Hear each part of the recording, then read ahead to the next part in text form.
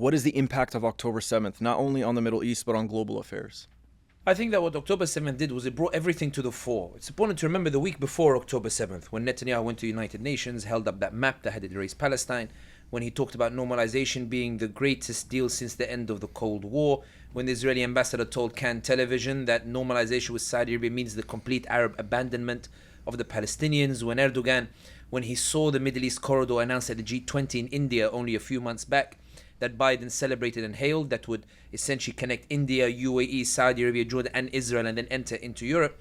We saw Erdogan shake hands with Netanyahu for the first time since Erdogan came to power in 2003. There was this sense that the whole world was moving towards a normalization with Israel over the heads of the Palestinians in the way that King Abdullah of Jordan had put it. We saw the UAE, for example, coming out and effectively saying that normalization is no longer for the Palestinians. Yusuf al-Utaiba, the UAE ambassador, told, I think it was Brookings or Carnegie, when he was asked what has normalization achieved for the Palestinians, he said it hasn't achieved anything, as in UAE normalization. And he says now it's on the future countries that normalize with Israel to decide if they want to do something for the Palestinians. But don't fret, because now we have wonderful trade deals, and do you know how many flights there are now between Tel Aviv and Abu Dhabi? So October 7th happened in that particular context where the world looks like it's squeezing the Palestinians and hoping that this normalization over their heads will end the Palestinian cause in a way that favors the Israelis. And by that what I mean is essentially rendering the Palestinians abandoned, hopeless, with no agency to continue with their cause or even insist on their cause.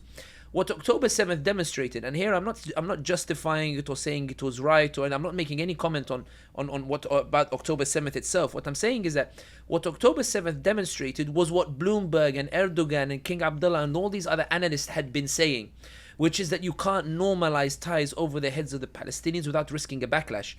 And Sisi himself is on record as having warned the Israelis that the way they were going about normalization, if you remember the report, they were saying that the Sisi had warned Netanyahu, there's something brewing in Gaza. And it's unclear whether he was warning them of October 7th or if he was telling them that Netanyahu, the way you're going about things, it's going to result in a backlash. You're underestimating. And that's why I think that what October 7th did, it brought everything to the fore. Even the idea of Netanyahu and his bid to annex, to expand the Israeli borders. There's a lot of focus on the Israelis and what they're doing in Gaza, and that October 7th was the beginning of a chain of events. But people forget that the week before October 7th, Netanyahu was moving the troops and units around to position them near to the Jenin refugee camp and the West Bank in anticipation of a preparation to invade the West Bank and finally annex the territories. Remember, since 2019, he's been trying to annex at least 2019. 2019 he tried, Trump told him don't do it so that UAE can normalize, so you give them some face to show the Muslim world and give time for UAE scholars to say that normalization is a good thing and to do all these interfaith things. And then when he wanted to go invade again, he fell out of power, and Naftali Bennett became prime minister. Naftali Bennett tried to invade, Jenin as well, began the raids. They killed Shireen Abu Akleh in the process, which ruined it. Too much, heat. They had to stop the invasion. Netanyahu comes back to power and he wants to invade again. Now he's shaking hands with Erdogan. Now he's been to Saudi Arabia twice and met with bin Salman. Now that the UAE is saying Abraham Accords, we're not going back. Now that Sisi is more focused on domestic politics. Now that King Abdullah of Jordan is under pressure from the Saudis and the UAE to hand over custodianship of Al-Aqsa.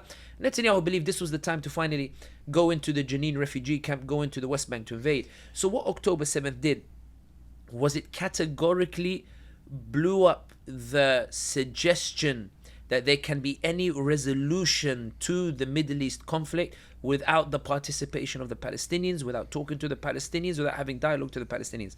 The second thing that October 7th did was expose the fallacy of international community's approach to Palestine and Israel. The idea being that even when you look at the normalization talks between Saudi Arabia and Israel, if you notice, they went from talking about normalization in exchange for a Palestinian state to normalization in exchange for a pathway to a Palestinian state. The same kind of language that they used in Oslo, the same kind of language that they used after the Second Intifada to sort of suggest that they're doing something without actually doing anything.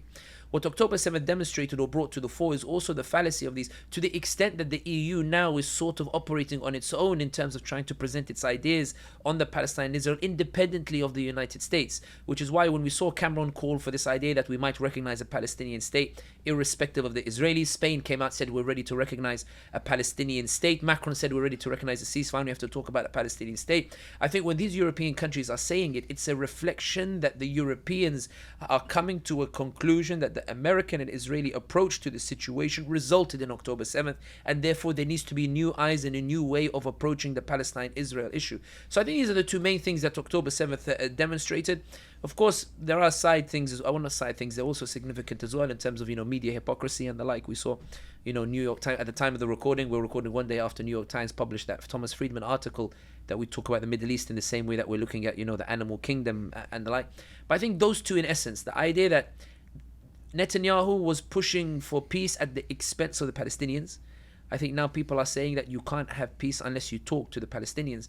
Having said that, there are still attempts to install the Palestinian Authority into Gaza, which is still an idea of imposing, their own way onto the Palestinians. But I think that the difficulties that Blinken is finding in that, there was a report that Netanyahu asked bin Zayed, the UAE, وما أدراك, if the UAE could help with rebuilding Gaza. And bin Zayed is on record as telling Netanyahu, go ask Zelensky, because he's getting all this money from the Americans. You can't do all that damage and expect me to pay for it, because they're very frustrated with Netanyahu or the like.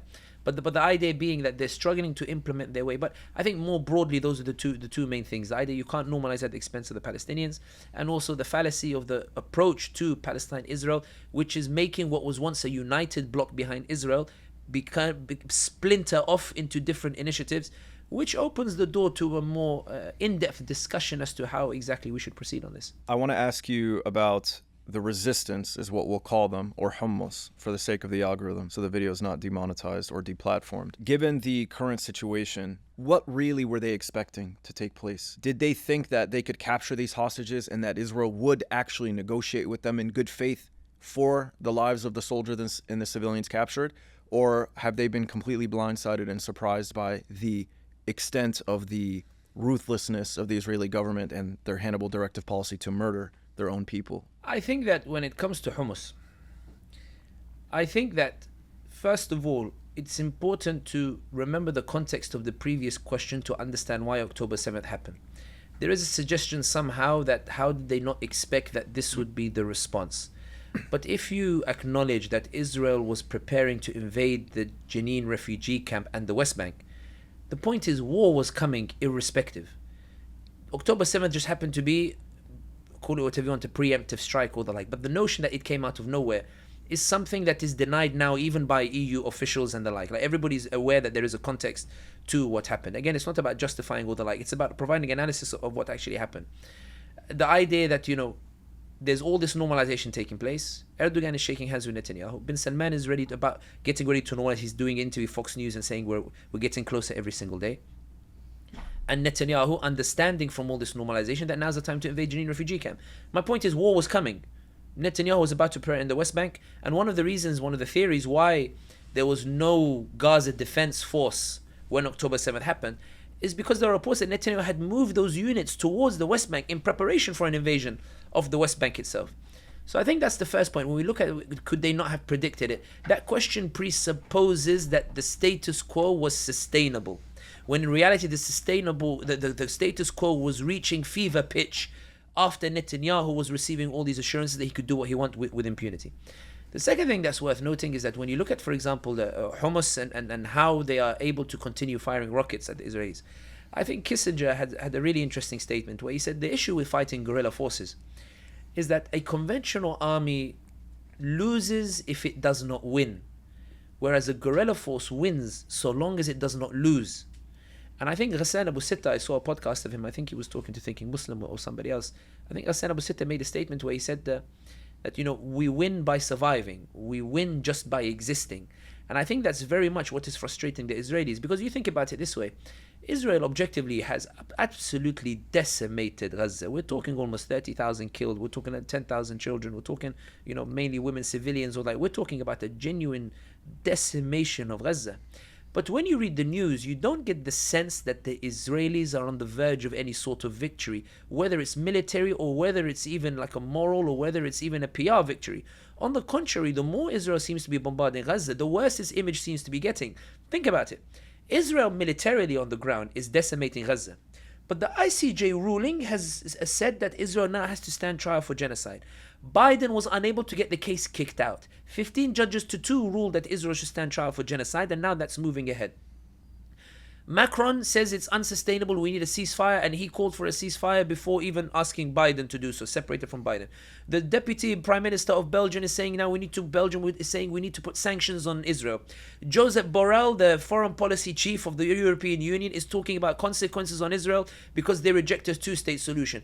These aren't the positions of allies who believe Israel is winning. These aren't the positions of allies who believe that Israel is gaining from what it's doing in Gaza. And that's the point that I want to emphasize here, in that when we look at, for example, Hummus and what they're doing, they're aware that as long as they survive, even today, before on the day that we're recording, I saw news that Hummus are conducting operations in the northern areas where the Israelis have insisted that they have full control, suggesting that every time they pull back, it's like whack-a-mole, like they just pop up, and there are all these videos, and not only that, you see testimonies of Israeli soldiers going back to Israel and saying, Israel is not telling you the full truth of what's happening. Like we're getting kicked here by people in Adidas, tracksuits and slippers that are just coming up and firing and the like. And I think it's less to do with the idea. I think the wording of the question might be changed a little bit, because the wording of the question suggests that the resistance is making gains or the like, whereas in reality it's hard to look at what's happening and say the resistance is winning. I think it's more accurate to say that in this war, Israel has done so much damage to its image that even if it wins a military victory, in the long term it won't actually count for much, because they lose more on the international stage in terms of its legitimacy, its interaction with its allies, the shift in public opinion. We're seeing it here in America. We're seeing under 35s now, they are no longer supporting the Israelis. When they asked TikTok, they said please limit the reach of these pro-Palestinian content. The TikTok chiefs, they said, listen, we'll show you the data. It's not the algorithm, it's just the new generation is pro-Palestinian. Kamala Harris's daughter, I heard she's raising money for Palestine as well, showing you in the same household there is this generational shift. And that suggests that the next generation will not be as ideologically inclined towards Zionism in the way that we see today. And that's why sometimes I think that if Israel one day, when it reflects, or Netanyahu, or indeed Benny Gantz or Yair Lapid, I think if they were offered a choice to go back and choose to maintain the monopoly over the narrative or decimate Gaza, they would choose to preserve their monopoly over the narrative that's been emphatically broken at this time. It's also worth noting that even domestically, when you look at Ehud Olmert, the former Israeli prime minister, or you look at, Yair Lapid, or you look at some of these other Israeli politicians who are in favor of the ground offensive but turning against Netanyahu and openly saying that there is no strategic victory for us here. There's no, even Lloyd Austin, he said, the civilian casualties means that you may win I can't remember the exact phrase, it was like you may win a tactical victory but not a strategic victory, or something along those lines, saying, this short-term gain you're getting won't benefit you in the long term. And I think that's the point. As long as Hummus continue to, pop their heads out, it makes the Israelis even more difficult. It makes it difficult for the Israelis to assert any sort of victory, which is why I think that one of the reasons we haven't seen a ceasefire yet is because although Blinken and Biden are now more inclined towards a ceasefire, Biden is worried about the elections. He's looking for any masjid in Michigan that will receive him, looking for any Muslims who will sit with him so he can take a photo where he can, sort of show himself listening to them. There are still, but the point is that I think it's less that Biden and Blinken are now averse to a ceasefire. I think they're certainly pushing for one in their own way, but I think they're struggling to find a way out for the Israelis in a manner that allows them to claim that the Israelis won. And that's why they keep talking about the day after Gaza, in this idea of trying to impose the Palestinian Authority on Gaza. The final point worth mentioning is actually this. A couple of weeks ago, maybe 10 days ago, mine's a bit of a blur with all the traveling, but Netanyahu made a statement which was interesting. In the statement that he said that we don't recognize a two-state solution, or we won't accept a two-state solution, contradicting Biden, who had to make excuses, no, that's not what he meant. But Netanyahu was humiliating Biden in this regard. Netanyahu also made another statement in which he said now is not the right time to hold elections. And I think that was a response to Blinken, because Blinken, when he went to Tel Aviv last time, met with Yair Lapid, and he met with Benny Gantz, and he met with some of the oppositions. And it was said he did that without consulting Netanyahu, suggesting he was trying to get them to push for elections so they could get Netanyahu out of the picture and then orchestrate a way out for Israel where it looks like they won. Even now we're looking at the ceasefire deal. Hummus have said that they will reject the deal Because although they agree on the hostage release and hostage exchanges, I think it's female hostages for 1 month and the male for 1 month. Netanyahu is so concerned that this will be considered a defeat that he wants to insist on being allowed to continue the military offensive after, the truce ends. And I think that's revealing in and of itself that Netanyahu finds himself in a position that for all of the Palestinians he's killed, for all of the buildings he's destroyed, for all of the hospitals that he bombed, he doesn't feel like he's anywhere closer to rescuing his political future. He still believes if the war ends now, the Israelis will force him out of office. And I think that says everything you need to know about the resistance, about Hummus, in that they have nowhere else to go. They have nothing to lose. The Palestinians have nothing to lose. Each more land gets taken each time.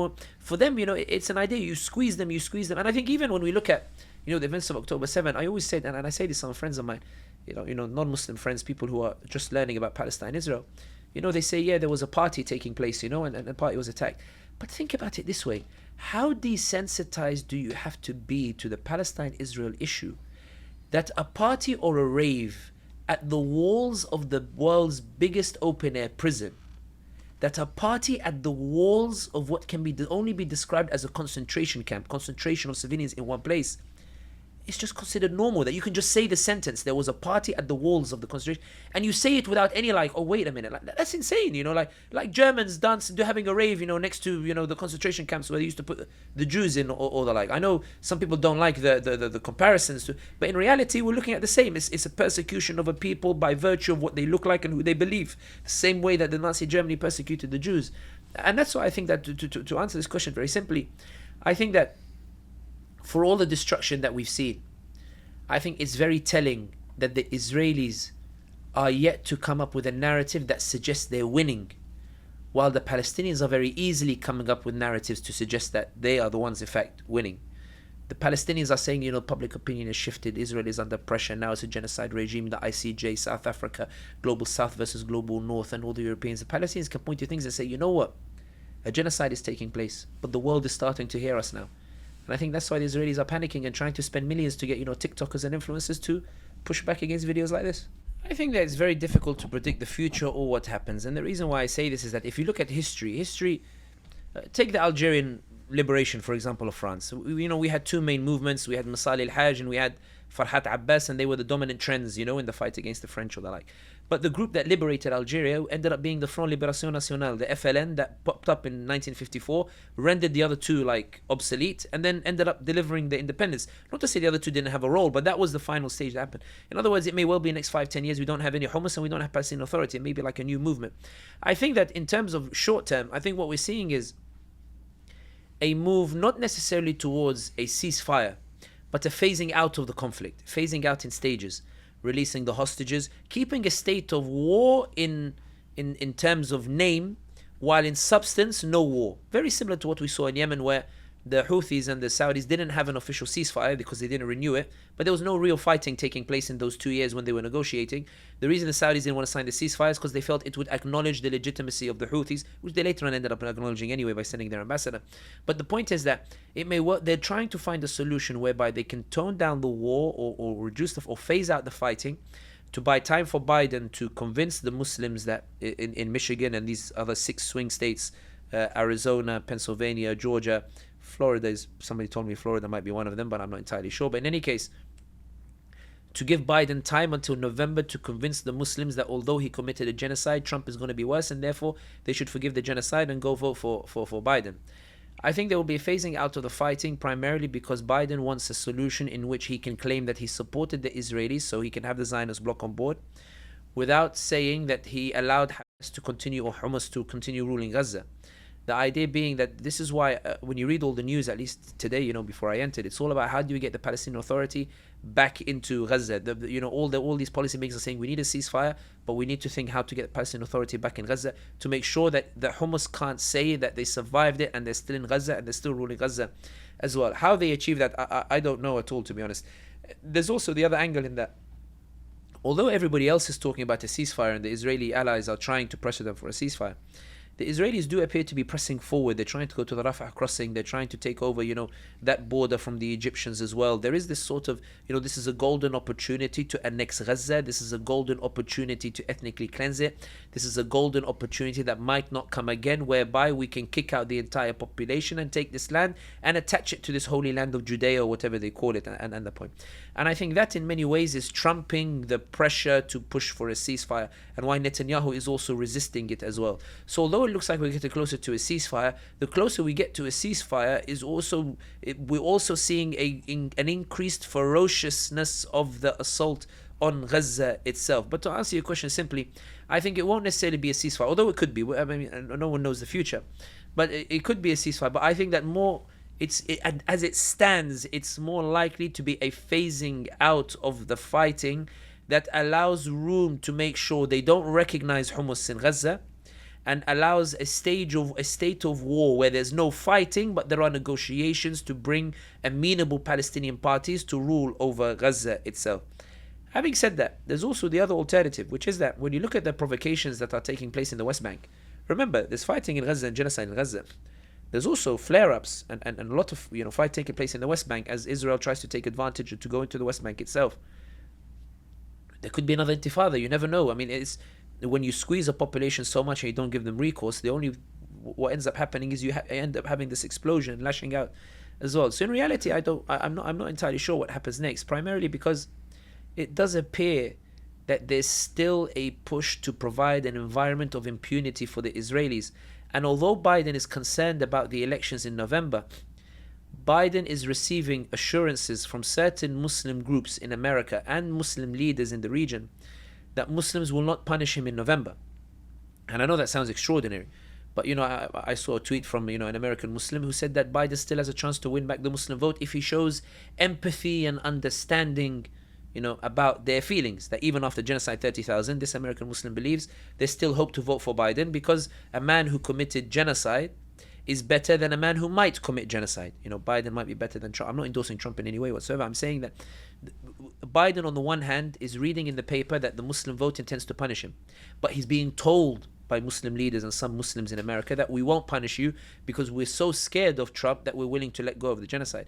And I actually think that's one of the reasons why Biden, before he calls for a ceasefire, is testing the waters first domestically, sending his campaign manager to Michigan. Can we find people to meet us? Can we find masajid to meet us? Can we find these people to sit with us? And if he can find them, he will say, you know what? The Muslims are not a united bloc. They're divided. I think I can win enough of them in November. I don't need to call for a ceasefire. Let me expand this window and allow them to commit genocide further. Having said that, I do think the window of genocide is closing. It's abundantly clear there's this unprecedented shift taking place in terms of how people are approaching the Israelis, and it does appear that Netanyahu now appears to be the sole man standing in the way of a ceasefire, because he fears that if he ends the fighting now, he will be kicked out of power, and that Biden wants to see him out, Erdogan wants to see him out, France wants to see him out, Benny Gantz wants to see him out, Yair Lapid wants to see him out, the families of hostages want to see him out, the protesters in Tel Aviv want to see him out, they all want to see Netanyahu out. And I think it's more about how do we market this in a way that won't allow your podcast to say that the Israelis lost. And I think they haven't come up with that scenario. And given that, there's still, they believe there's still hope to mitigate the worst of the consequences, let's see how long it goes. Having said that, ceasefire talks are still ongoing, so you never know what will happen. Many Muslims are disappointed with the lack of action by Muslim and Arab states in the region. Some have called for war, while others would just like to see some sort of economic action. I personally don't think people understand the weakness and dependency these nations have on Israel in the West. Without trying to make excuses or provide justifications for what appears to be an absolute betrayal of the Palestinian people, I would like to go through the interests and positions of the Middle Eastern nations so that people can gain a deeper understanding of the complexity of the geopolitics of the region. I'd like to start first with Turkey. Erdogan has been quite vocal in his condemnation of Israel. However, many are disappointed with his lack of ability and or willingness to take economic action against the state of Israel. So can you break down for us Turkey's relations with Israel and the US to give us a better understanding of Erdogan's sensitive position? Let me make it clear. We're analyzing the position, we're not justifying it. You asked me to analyze the position. You didn't ask me my opinion on the position, and we're going to continue in that regard. I will just say one thing, because I noticed in your question about understanding that they don't have the power to do whatever. My job is a political risk consultant. There are many governments that they are also clients, and I advise their ambassadors, or sometimes their foreign ministries or the like. when you hear the questions they ask, we might believe that the Muslim world doesn't have agency. Their questions suggest that the Muslim world does. A lot of the questions are, what if this Muslim country does this? What if Turkey opens more military bases? What if, they express a concern over a scenario that agency might actually be deployed, and in asking that question they are affirming that they see agency in the Muslim world even if the Muslims don't see it, which is why I'm a firm believer that the Ummah always has power. It's just that there are conditions to manifest that power, and part of that condition is perseverance in the struggle that results from manifesting that power, which I think many of the Ummah are not necessarily ready for, particularly those in the West. I think other parts of the Ummah they are. But having putting that aside, let's put ourselves in the position of Recep Tayyip Erdogan. You find gas in the Eastern Mediterranean and you believe that you have a right to access that gas. The problem, however, is as a result of you standing with the Arab people in the Arab Spring, you alienated nearly everybody who is around the Mediterranean. Egypt, Syria, Israel, Lebanon not so much, but not only that, you, in order to access it, Greece also wants access, so does Cyprus. There are maritime issues, so you're falling out with Cyprus over the Turkish issue in the north because they don't want to recognize, they talk about two-state solution or one state or the like. And the Greeks are upset at your position on Cyprus as well. So if you look on the map, Greece doesn't like you, Cyprus doesn't like you, Israel doesn't like you, Syria doesn't like you, Egypt doesn't like you. So that's literally everybody that's relevant in that Mediterranean. In 2019, the UAE-backed warlord Khalifa Haftar in Libya launches an attack on the capital. If Haftar takes the capital, you know for a fact that your entire maritime interests in the Mediterranean will be at the mercy of those countries that don't like you.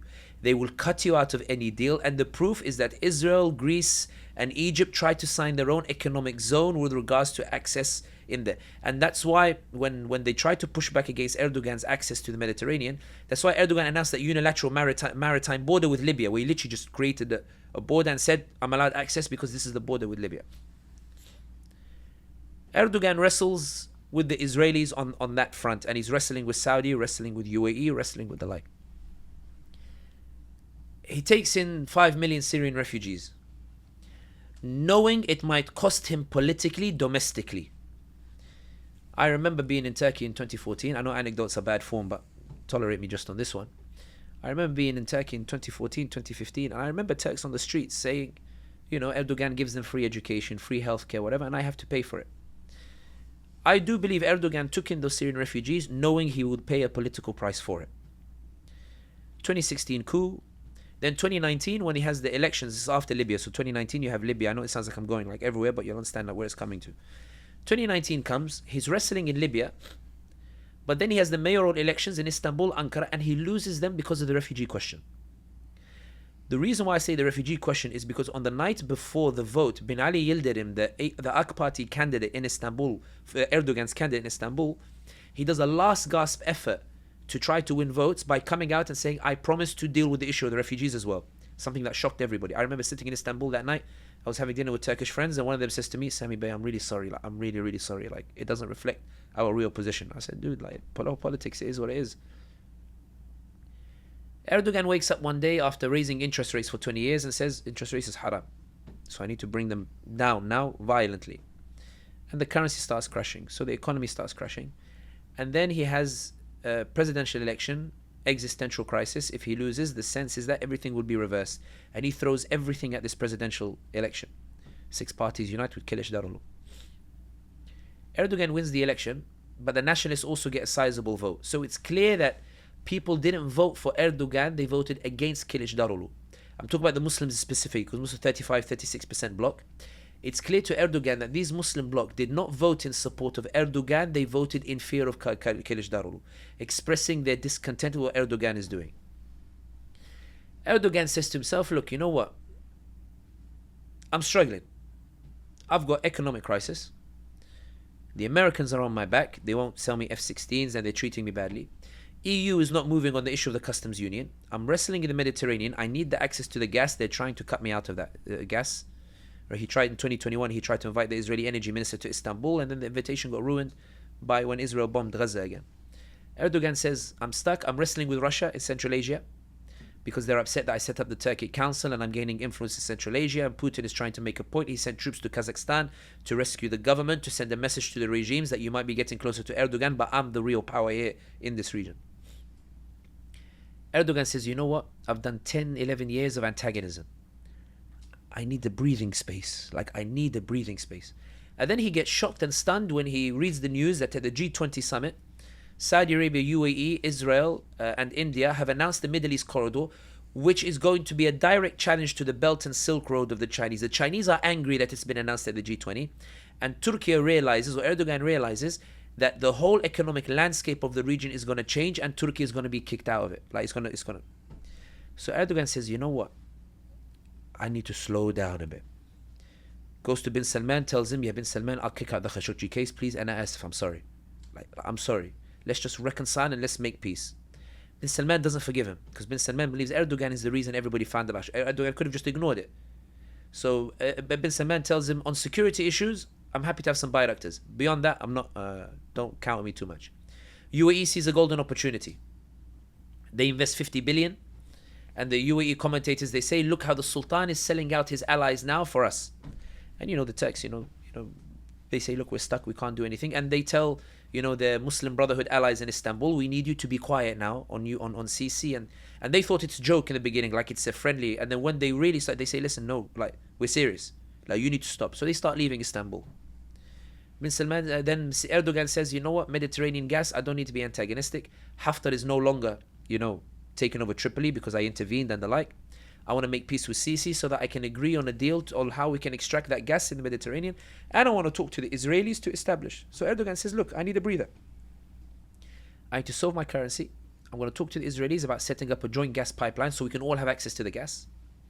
I'm going to talk to the Saudis in the hope I get more investment so they can calm down in their lobbying against me. I'm going to talk to the UAE. They're going to invest, and we're going to work together in Libya, in Somalia, these other places, in Ethiopia and Sudan, where we have mutual interests as well. Even in Sudan, they have mutual interests. Turkey does have contacts with the other militia that is backed by the UAE. And Erdogan says, look, Muslims just need to understand. I tried, and now I'm struggling.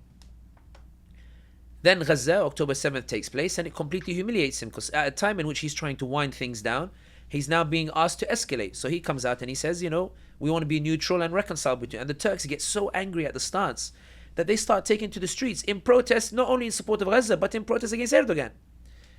There's a video that goes viral of a Turkish guy who says, Erdogan, you called us out in 2016 in the coup, and we came out for you. Call us out for Gaza. What are you doing? And Erdogan eventually, you see his speech start changing from very neutral to he does a rally where he gives them the speech that they want to hear. But he's very careful. He says, I can't work with Netanyahu. I don't want to talk to Netanyahu. I don't want to deal with Netanyahu. I don't want to with Netanyahu. To give something to the crowd while telling the Israelis, guys, come on, not now, of all the places. That's not to justify Erdogan's position. I truly believe, honestly, even analysis-wise, I believe that Erdogan does have convictions when it comes to Muslim issues. I don't think Turkey changes in the way that it's changed in the past 20 years unless you have conviction.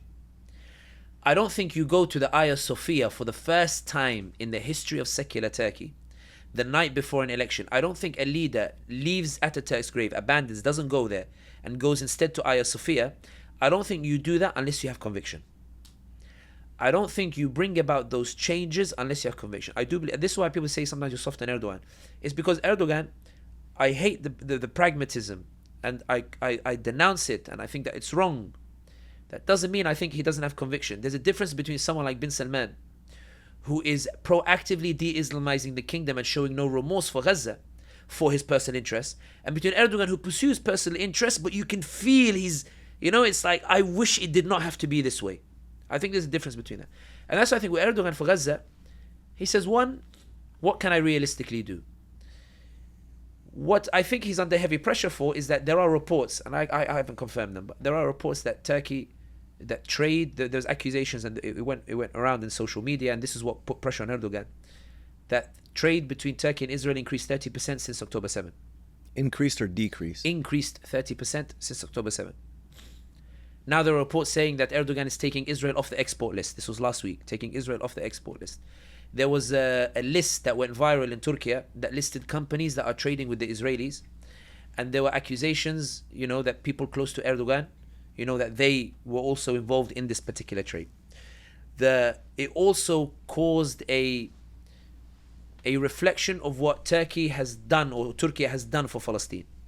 By that, what I mean is, Egyptians, albeit I think they exaggerate a little bit, the Egyptians say we fought 2 wars for Palestine, which I think is a bit of an exaggeration, because the 2 wars were not really fought for Palestine. They were fought for other reasons that Palestine happened to provide an umbrella under which they were able to fight. One of the fights was for Sinai, because it was taken by the Israelis.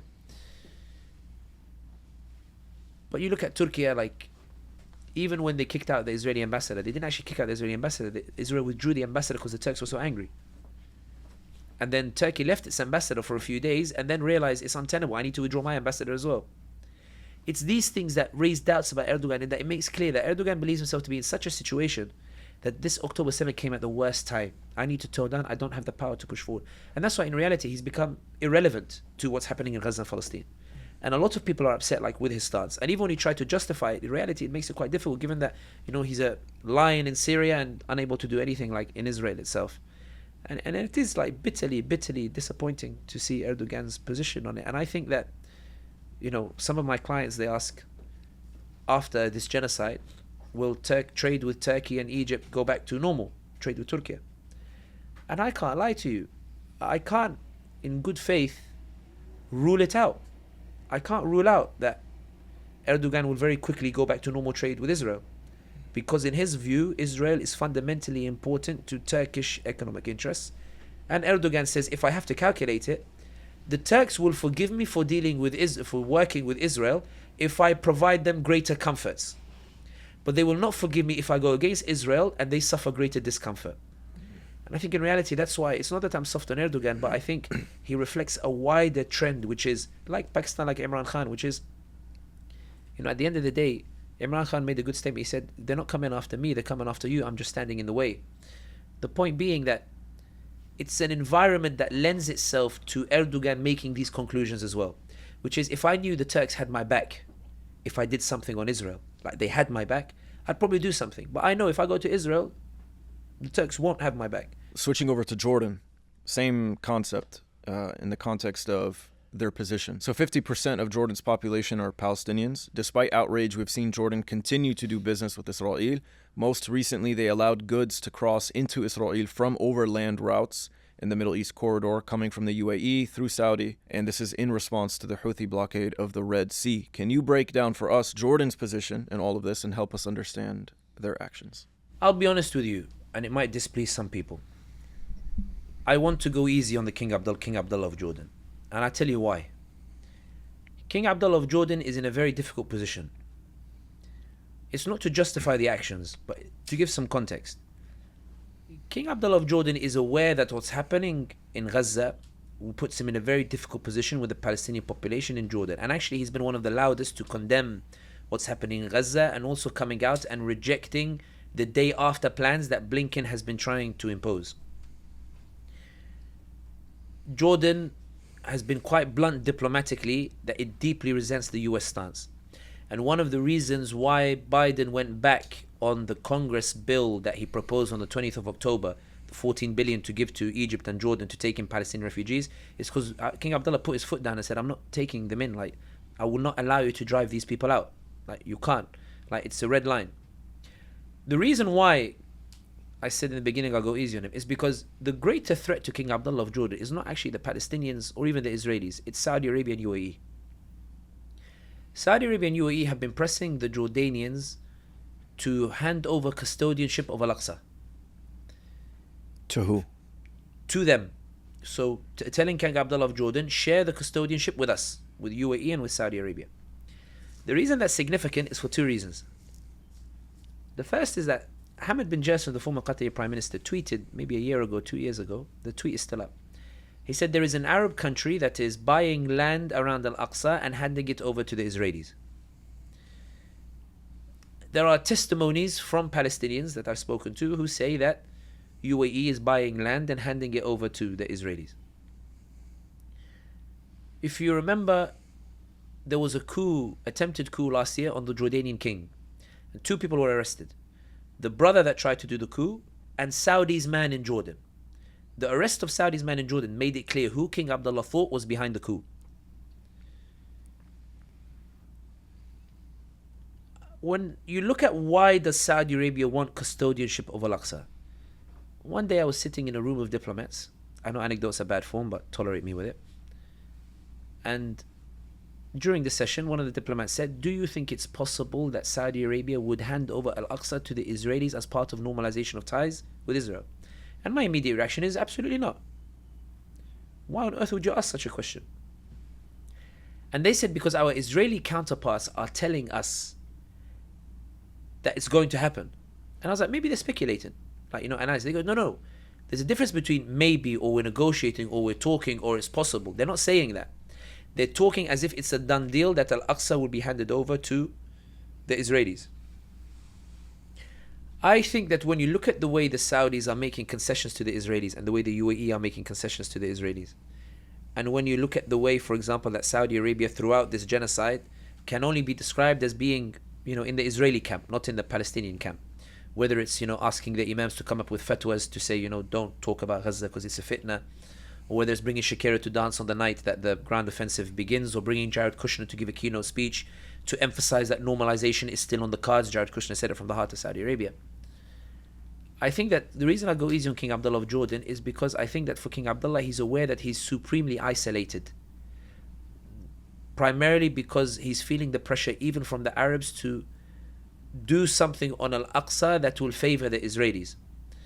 And that's why when the Saudi ambassador, went to Ramallah and they were trying to get the Palestinians to celebrate a potential normalization with Saudi Arabia, King Abdullah of Jordan protested. He said, you can't normalize over the heads of the Palestinians. This is wrong. You shouldn't be doing this kind of thing. And it's also why the Palestinians refused to allow the Saudi ambassador to pray in Al-Aqsa. So I think King Abdullah of Jordan is genuinely very worried about what's happening in Gaza, doesn't want to see the genocide, wants to see an end to it, but has no power really to do anything, and is desperately navigating pressure that is being brought to bear on him to betray the Palestinians and stab them in the back, and so far he's resisting that pressure. We've seen Israel bomb the Syrian airport dozens, if not hundreds of times over the last few years. Syria has been unable to deter Israeli attacks. Clearly weakened by the decade-long civil war and the presence of U.S. troops on their territory, I don't think anyone expects them to join the fight against Israel. Still, Syria has a role to play. Can you help us understand what their position might be? I think Syria is non-existent. It doesn't exist for it to have a role to play. I think that what Israel is bombing is now an Iranian proxy and pro-Iranian militias that are in Syria. Assad does not have the power to order a counterattack on Israel, does not have the power to resist Israel. When Israel is bombing Syria, it believes it's bombing Iran. And Iran is deciding whether Syria retaliates or not. Iran is deciding the mobilization of the forces on Syrian territory to apply pressure on Israel. Assad is out of the picture, impotent with no power whatsoever to do anything. On the contrary, Assad is more focused on Idlib and bombing Idlib. At the same time that there's a genocide taking place in Gaza, there's a bombardment of Idlib as he seeks to take advantage of the diversion of attention to the genocide to try to finish off those in Idlib and retake all of Syria. But he's struggling because the Turks are still bombing the Kurdish positions, and the Russians are there and the Americans are there. In other words, I think that when Israel is attacking Syria, I think that has much more to do with Iran. And I think in this particular context, Syria's role is primarily as a launch pad for Iran to keep the pressure up on Israel. And I think in reality it's a damning indictment on Syria itself. Bashar al-Assad destroyed the whole country. All the people wanted was a chance to choose their rulers and stop a family rule that lasts 2 decades. He said, I'd rather destroy and burn the whole country than allow the people to choose their own leaders. And Syria is now effectively irrelevant. Hezbollah has exchanged skirmishes and rocket fire with the Israelis for several months now. Despite the overly hyped propaganda videos, there is no doubt that they are applying pressure, even if it is slight. To date, over 100 Hezbollah soldiers have lost their lives in these skirmishes. Lebanon cannot afford another destructive war after decades of instability, hyperinflation, corruption, mismanagement, and the recent catastrophic port explosion. Given this, what role is Hezbollah currently playing? What role might they play next? And what are their interests in this situation? There's a very interesting timeline of events. So, if you remember, Israel delayed its ground offensive. There was all this talk: when will it begin? Will it happen? And the like. And one of the reasons they said it will delay is because they were concerned that if they invaded, then Hezbollah and the Iranian proxies would attack from behind, and that Iran was genuinely serious that it would escalate if the Israelis began a ground invasion. Reuters reported that it was leaked that Hummus's Politburo leader Ismail Haniyeh went to Tehran. Was it Reuters or Times of Israel? I can't remember. But in any case, like somebody reported that Ismail Haniyeh had gone to Tehran and asked Khamenei, please, can you increase your efforts, because we're under pressure. And Khamenei allegedly said to him, you didn't consult us before you did this. You didn't tell us this was happening. We were going through a period of de-escalation, of rapprochement. We were negotiating with Salman. We were talking to the Americans. We were trying to entrench ourselves. That we didn't need this at this moment in time. You didn't tell us this is the maximum that we're going to do. 3 days after that meeting took place, Israel began its ground offensive, suggesting that the Israelis found out that this was the maximum that the Iranians would do. These are the maximum that the proxies would do. I think it is true that the Iranian proxies are having the greatest impact in frustrating the Israelis. I think it is true that while Israel might believe that this is the maximum Hezbollah will do, the uncertainty or the 1%, 2% that they might do more means that they are leaving troops there on the Lebanese border, and which means they can't concentrate everything on Gaza. Bear in mind, they don't need to, but in any case, Lebanon, is true, can't afford another war.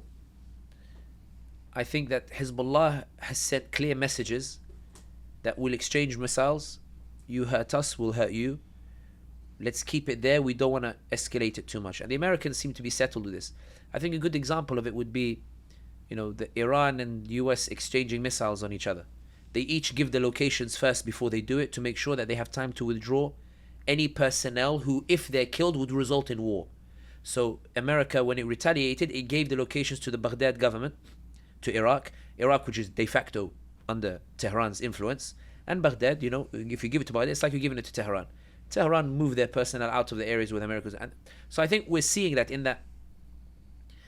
It doesn't mean that they're cooperating with each other. It means they're both saying to each other, listen, please stop.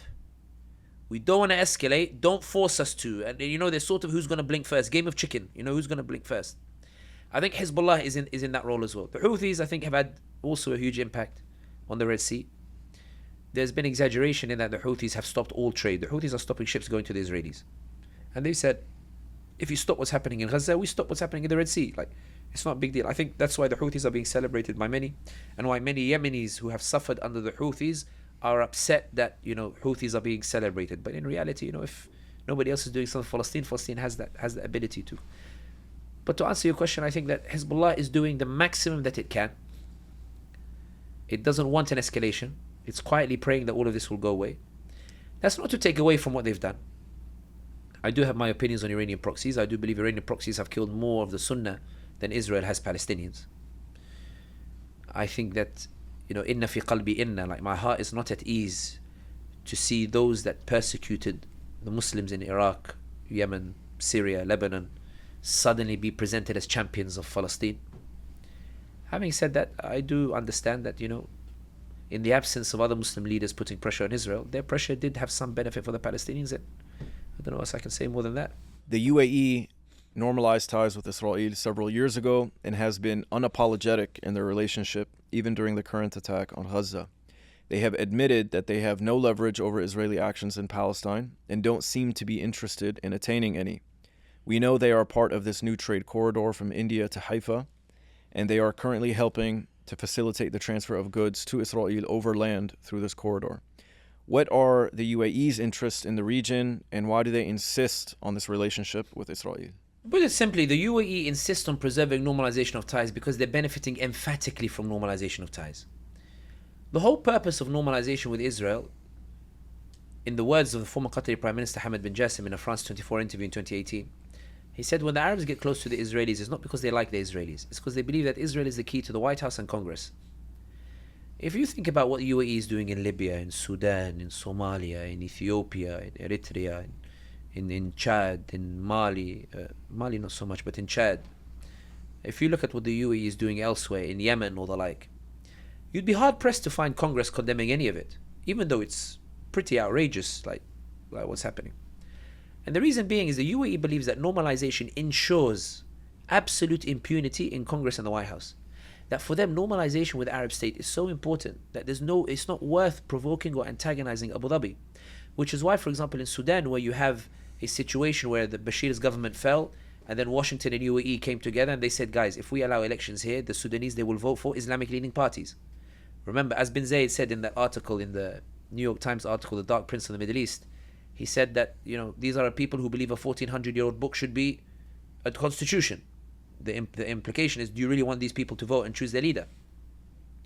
So in Sudan, they got together, they got parties that would never win an election, leftist liberal parties, allied with the generals, the two commanders that toppled al-Bashir, and they made a transition agreement. They removed Israel, they removed Islam from the constitution, they normalized ties with Israel, and then they fell out with each other because the general didn't want to hand over power to the political parties.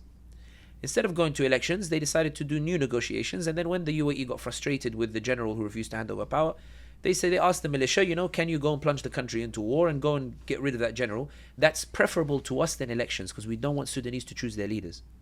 America knows all of this, but Congress doesn't say anything about it, or very rarely says anything about it, and doesn't actually call UAE out because normalization is so important. They don't want to jeopardize that normalization of ties. So the UAE believes, why am I going to compromise the impunity that I have secured through normalization of ties with Israel for the sake of Palestinians who aren't really going anywhere anyway? I think that's why for the UAE, they believe that the Abraham Accords are absolutely fundamental and essential, not because of any peace, they don't really care about the peace or not, but because of what the Israelis are providing in America in terms of the White House and Congress, where the UAE is becoming one of the primary influences on US foreign policy itself. The UAE also says, look, like Qatar 1996, first country to willingly normalize, and Qatar was the first country to receive an Israeli president in 2006 when Shimon Peres went to visit them. Sadat went to Israel, but Shimon Peres came to Qatar.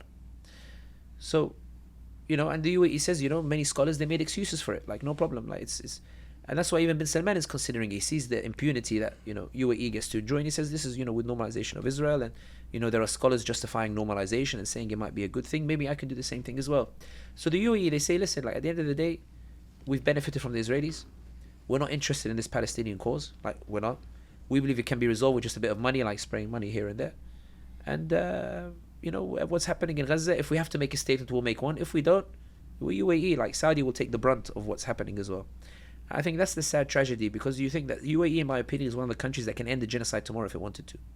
If it kicked out the Israeli ambassador and reversed the Abraham Accords, I think the Americans would panic. And they would tell the Israelis, stop, we need to preserve that. That's how you use normalization in favor of the Palestinians. That's the leverage that they have that we choose not to use. But the UAE, at the end of the day, they say we have more important priorities. We want to become like the new Venice of this era.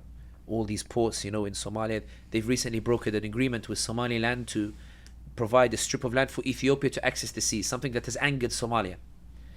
They're everywhere. There was an article that came out that said the UAE now is a major player in East Africa, and that's not a good thing. The idea being that the UAE is expanding all this, and the UAE says the reason it's able to do so, without normalization, it would be criticized heavily in Washington. But with normalization, it's able to do what it wants. So it says, why should I compromise all of these gains that I'm making for the sake of Palestinians who, they argue, don't appreciate anything that I did before? I know it sounds tragic, but I think that's the UAE position. The Palestinians are not worth it.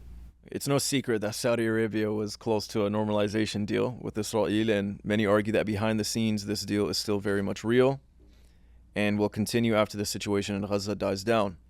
One of the stated objectives of Operation Al-Aqsa Flood was to disrupt normalization talks and remind the region of the importance of the Palestinian cause. What is Saudi's position in all of this, and why are they interested in normalization with Israel? Saudi are interested in normalization for two reasons. They have an existential economic crisis and an existential security crisis from their perspective. The existential economic crisis is easily understood if you put yourself in the position of bin Salman. 2017, you come to power. 2018, you come to America, you meet everybody who's anybody. You meet all these tech guys, and Saudi Arabia is the new thing. But in 2018, you kill Khashoggi, or allegedly kill Khashoggi. As a result, companies don't come rushing to invest in your Vision 2030. 2019, Houthis fire missiles, they hit your oil facility. So companies aren't coming because it's not safe. 2020, COVID hits, so nobody's investing anyway. 2021, Biden comes to power in January, calls you a pariah, and then companies aren't coming. 2022, Biden comes to reset relations, but talks about Khashoggi when he's with you in Jeddah. So companies are hesitant, what's going on over here? Not only that, companies are setting up in UAE to do business in Saudi Arabia, which means that bin Salman turns around, he imposes tariffs on the border with UAE to tell people you can't just do business, it's expensive if you want to stay in the UAE, and also says anybody who doesn't have a headquarters in Saudi Arabia anyone who doesn't have a headquarters in Saudi Arabia cannot pitch for government contracts. They cannot win government tenders.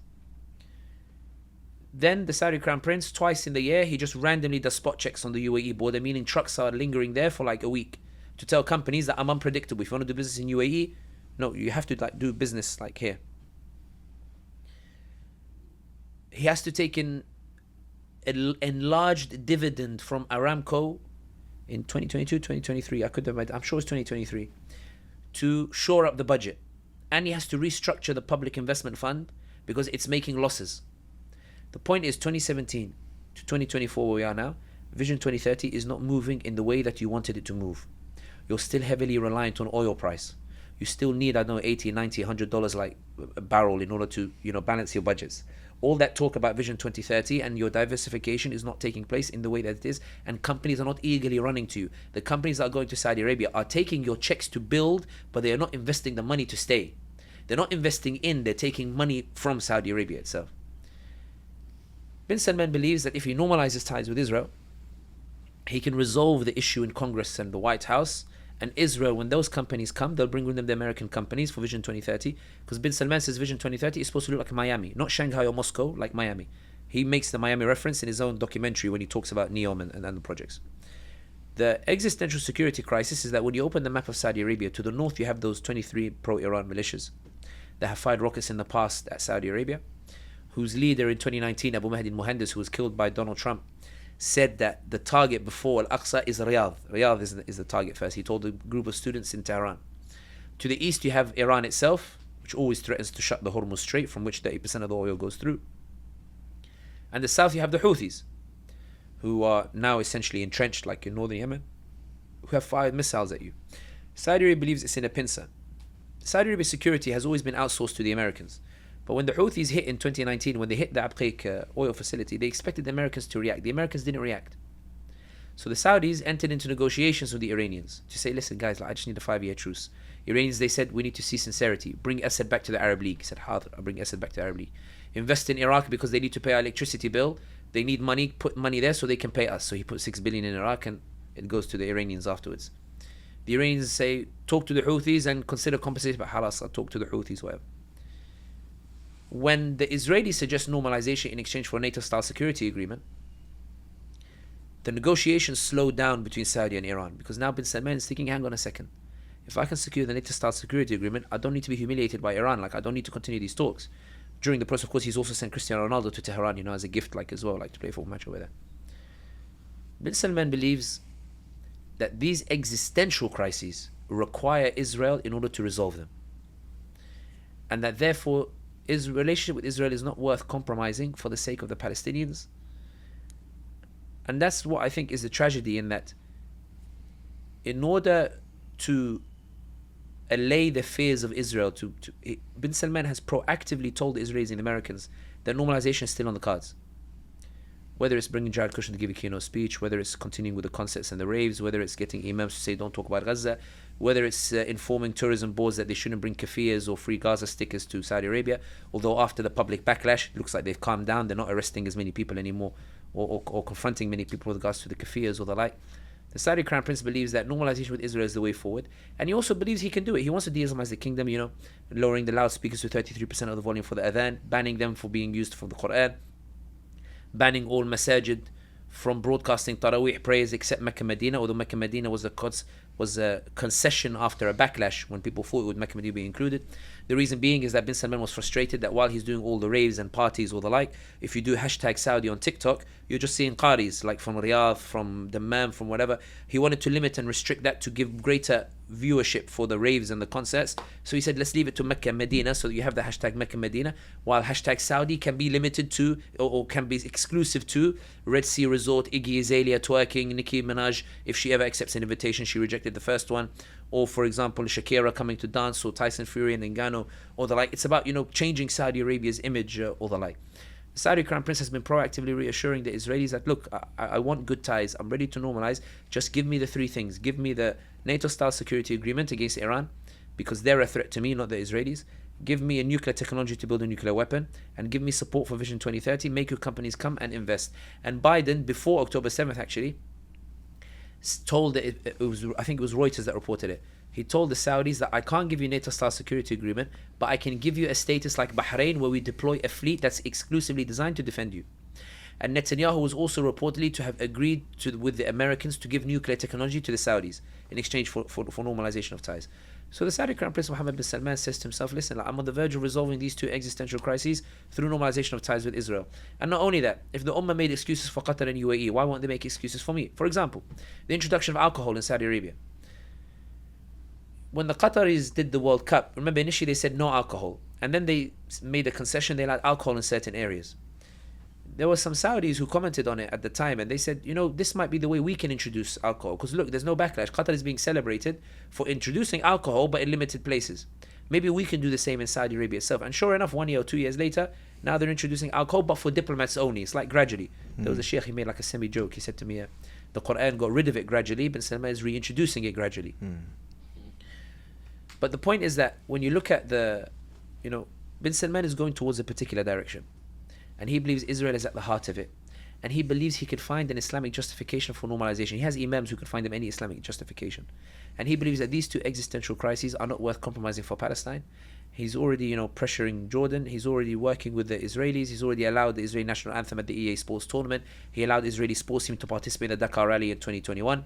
He's allowed Israeli delegation to go to Medina. He allowed the Hindutva delegation as well, like to go to Medina as well, Medina Munawwara. The trajectory is clear, and I think bin Salman is just not as interested in, ummatic issues anymore. For him, it's not relevant for him. He's very pragmatic, Machiavellian.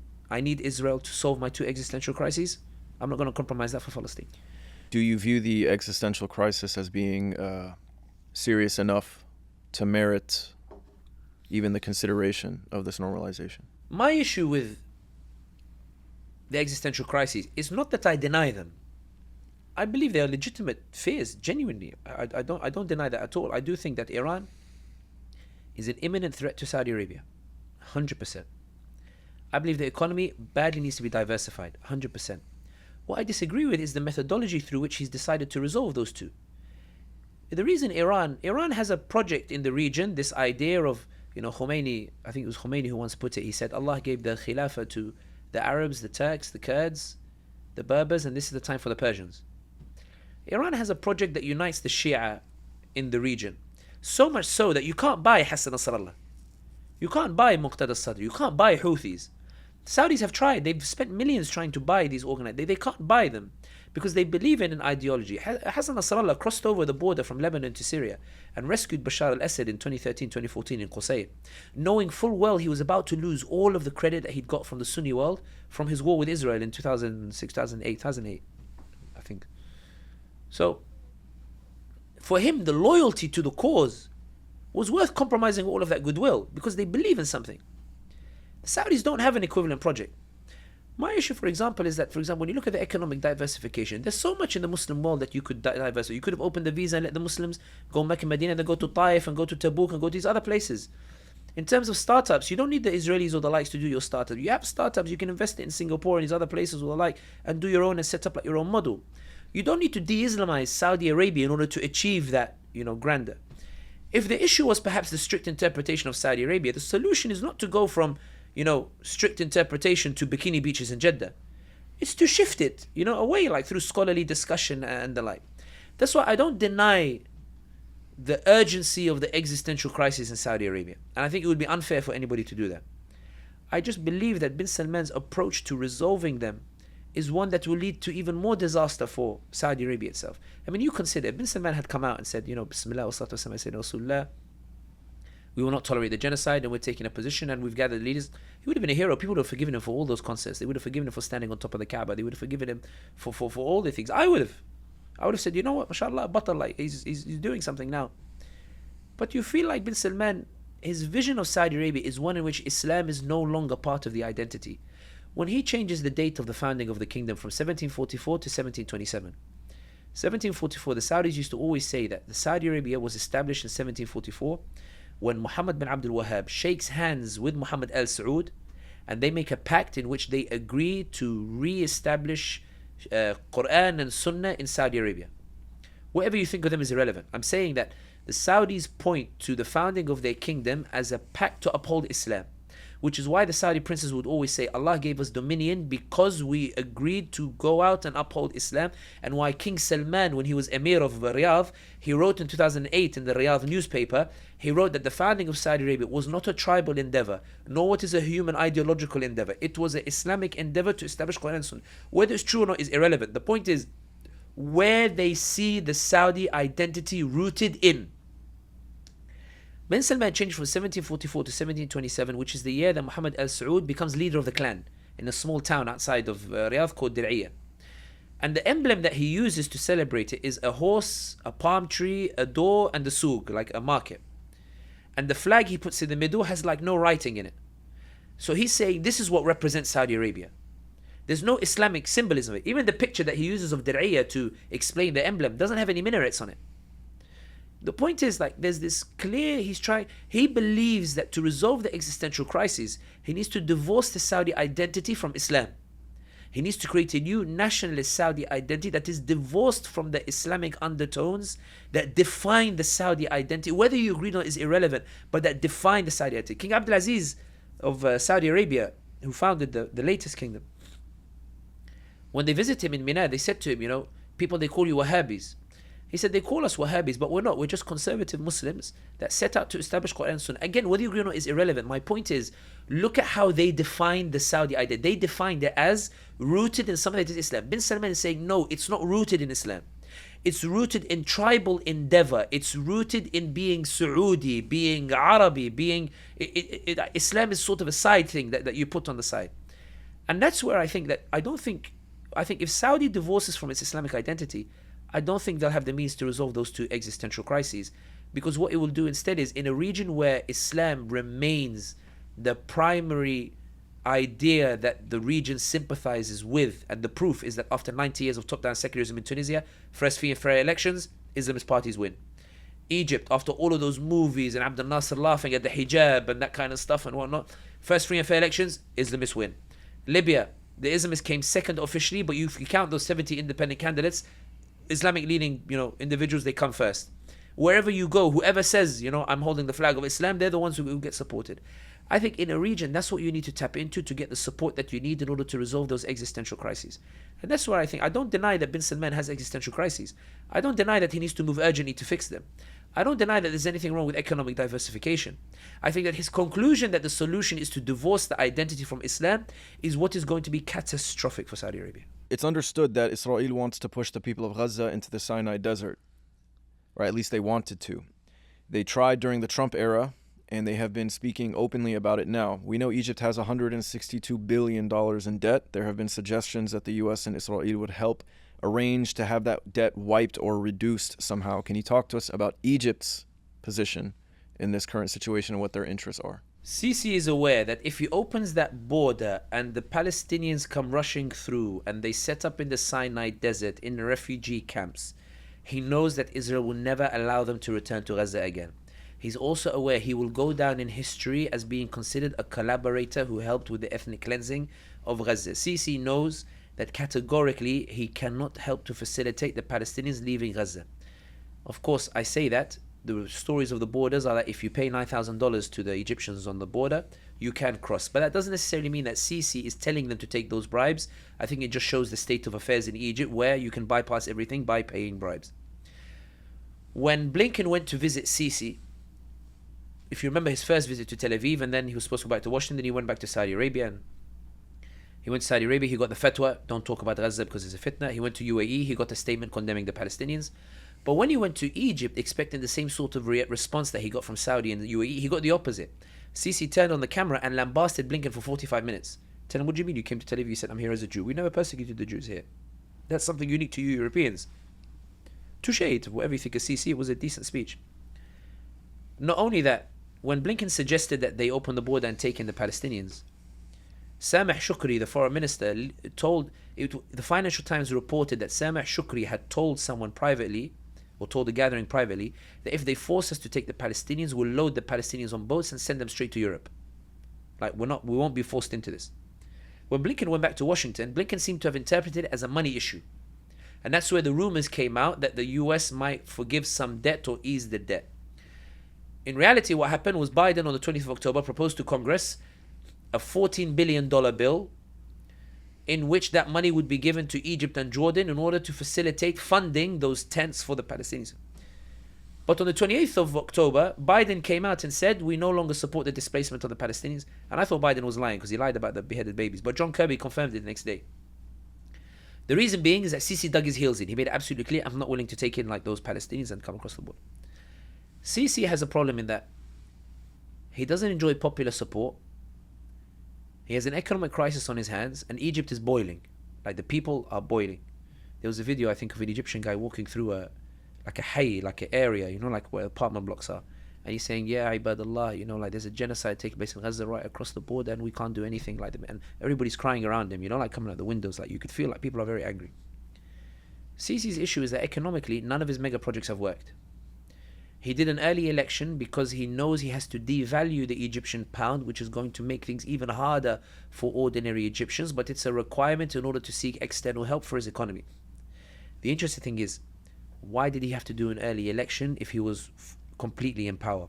He did the early election so that no rival of his can use the election as a means to topple him later when he devalues the pound and the people decide to protest or riot, which shows that Sisi believes, that election showed that Sisi believes he's not in complete control as he would like to be. So that was a betrayal of weakness. Sisi believes that he's being treated unfairly by the Israelis and the Americans, that he helped them to blockade Gaza. He helped them with intelligence efforts. He helped them to contain Hamas. He helped them to contain the Palestinian people. He collaborated and you know, worked with them on security and the like. You know, he was a good friend to them. There was a Wall Street Journal article in 2015, I think I remember, where Israeli officials complained to the Americans and they said Sisi is too eager to squeeze the Palestinians. If he keeps going the way he is, they're going to explode and he's going to bring a war on us. I tell Sisi, calm down, don't be so excited. Like, Mubarak used to close the border and leave the tunnels. This guy's flooding the tunnels as well. Like, come on, like, give him a bit of air to breathe. We're squeezing on this side, give them some air. I think Sisi feels like he's not being appreciated by the Americans or the Israelis. Having said that, the interesting thing is it has pushed Sisi to develop closer ties with Hummus, because that gives him leverage as a mediator to talk to them. And I think Sisi's in an awkward position whereby when he thought that maybe Palestine might give him popular legitimacy, remember he allowed protests for the first time since 2013 or 2014. He lifted the restrictions. He was hoping that the people would protest for Palestine. He knew it was a gamble. He was worried that people would take to the streets in huge numbers for Palestine, but then go to Maidan al-Tahrir and they would protest against him instead. Which is what happened. People protested for Palestine and then like a group of them went to Tahrir Square. He went, okay, like, it's clear like the people are not with me. If I allow them to protest for Palestine, they will come and protest against me instead and they will topple me instead. And that's why Sisi is in this very awkward situation whereby he keeps saying to the Egyptian people, be grateful for what you have, be grateful you're not Gaza, be great. He went to Somalia next to the Somalian, you know, president. And the Somalian president said, thank you for your cooperation. And in front of the Somalian president, he speaks to the camera and he says, to my Egyptian people, I send you a message. Somalia fell into chaos in 91, 92, and they've never recovered since. They're always in chaos. Like, he's offending the Somalis. He's like, he goes, do you want to be like that? Like, he's like, you know, you need to like appreciate me. Like, no, it's really like, when you read it, you're like, yo, wow, like, it's the. But Sisi feels isolated from his people, from the Americans, from the Israelis, from the UAE, which is bullying him in Sudan. Bin Zayed went to visit Egypt 3 days before Sudan plunged into war. And what was fascinating is that none of us could understand why UAE, why Bin Zayed went to Sisi, because they were arguing over economic like investments and stuff like that. And then 3 days later, the war begins, and the UAE's, you know, UAE-backed militia in Sudan, they detain 80 Egyptian soldiers in Marawi airport in Khartoum. which is humiliating for Sisi. And everybody knows it's the UAE that have held them hostage to strong-arm Sisi into not intervening to rescue the general who they support. So Egypt is with the general and UAE is with the militia trying to topple the general. Sisi is in such an awkward position that when the 80 soldiers were released, the Egyptian statement thanked the UAE. Like, thank the UAE which orchestrated, but thank the UAE for releasing those hostages to show you how Sisi feels like he's not in a position to mobilize anyway. And that's why I think that, to sum up Sisi, it's not that he cares about Palestinians or Gaza. Like, Sisi feels like, I invested so much with the Israelis and the Americans, and now look how they're treating me. UAE and Saudi are no longer investing in me because they invested like more than 30 billion like over the past like 10 years. They received nothing, and they're openly saying that they won't invest in me anymore unless the army gives up some of its control over the economy. And if I tell the army to give up some of its control over the economy, they might lash out at me and replace me. So Sisi looks right, he has trouble. Looks left, he has trouble. Looks up, he has trouble. Looks down, and he has no idea what to do except go on TV and tell the Egyptian people, Egyptians, please understand that we're in a difficult position, but you need to appreciate me because I will guide you out of this position. And, at this moment, his only leverage is communications with Hummus and the hope that somehow he will... Even now, the Israelis, now they're sending troops, so aid when it goes into Gaza, it goes past the Egyptian border. But then it has to be inspected by the Israelis, who are right on his border with Rafah. Like, it's humiliating for an Egyptian army that the Israelis are there and, on the Egyptian side, they're the ones controlling the border. But it also speaks volumes as to Sisi's weakness, that he's unable to actually do anything. Having said that, he might have a potential outlet. Erdogan, there's reports that he might meet Sisi. And that Turkey and Egypt might cooperate together on economic projects or the like. And Erdogan is reaching out to Sisi to say, I know you're isolated as well. Maybe we can work together on multiple projects.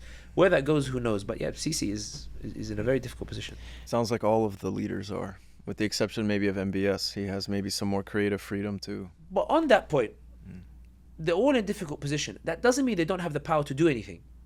I truly believe that if Saudi said tomorrow that as a result of 30,000 Palestinians being killed through a genocide, that's a red line. There's no normalization talks here.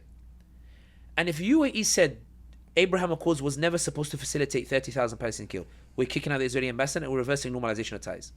And if Morocco comes out and it says you haven't even delivered on Western Sahara, so the normalization was useless anyway, and you've killed 30,000 Palestinians, red line, we're kicking out the Israeli ambassador. I think the Americans tomorrow would rush to Tel Aviv and say, stop it, you're about to undo the deals of the century. I truly believe it. That's why when people say they want Muslim countries to go to war, they don't need to. They don't need to send armies. They have the ability without armies to stop the genocide. But they choose not to. They choose not to. That's why there are people who are suggesting, that, maybe normalization in exchange for end to genocide. The reason I don't accept the argument is because that argument should only be considered when we've already used the powers that are at our disposal. The Muslim leaders haven't.